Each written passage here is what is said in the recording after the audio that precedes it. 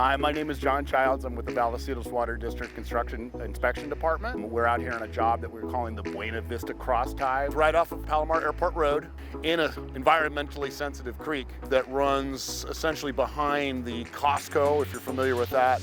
We are rehabbing a manhole that after the last intense rains in last April, we were concerned about the actual structure failing, so we decided to be proactive and take this on as an emergency project.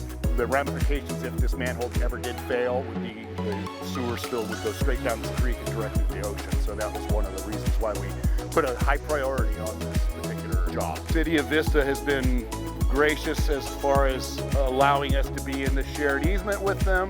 Has also reached out to say, hey, if we needed to take some flow from your line, Vallecitos, we would go ahead and take that, which was very gracious of them. We're also working in conjunction with the city of Carlsbad, as this is considered the city of Carlsbad. Had to get traffic control and right-of-way permits from them just to unload the equipment off of Palomar Airport Road. Once we got inside of our easement, we really didn't need them other than, like today, we set up the traffic control again because this job is on the 30-inch outfall sewer, which is basically the main drain for all of San Marcos. This line feeds directly into the Encina wastewater treatment plant that's probably less than a mile from here out of the coast. This is the structure that we're concerned about.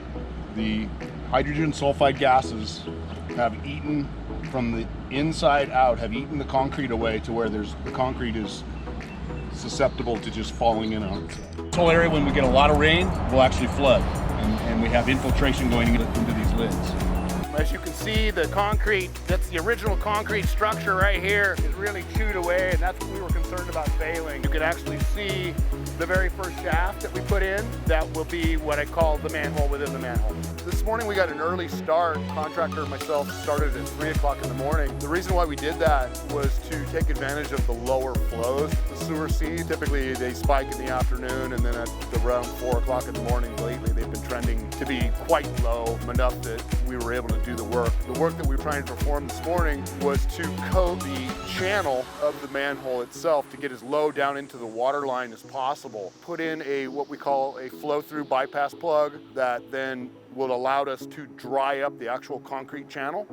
Once it was dry, we were able to put on the two-part epoxy all the way down into the flow line. Once we remove the plug, that water will come up and it'll be above the epoxy paint line. So that was the reason why we started this morning. We'll do this on occasion on different sewer projects, take advantage of the low flows for different reasons, whether it be rechanneling or doing something along these lines.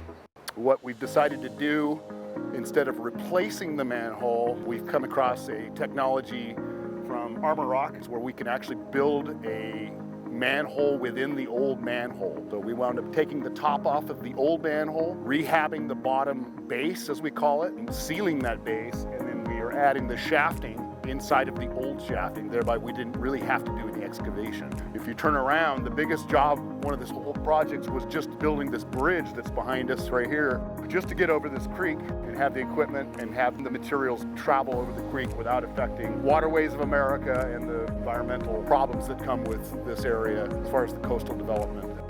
This manhole, part of our 30-inch in diameter pipe, makes a hard right, or a 90-degree right, essentially right here. And what that does is it causes the water to be disturbed, and that causes extra sewer gases, hydrogen sulfide gases.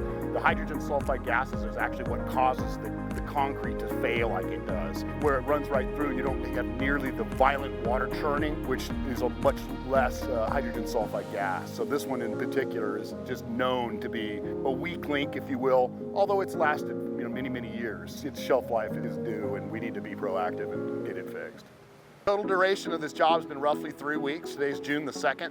We hope to be completely out of here by the end of this week. The manhole will essentially be done today, and then it's going to be restoration, tearing down the bridge, and demobilizing all of this equipment, making this area all pretty again.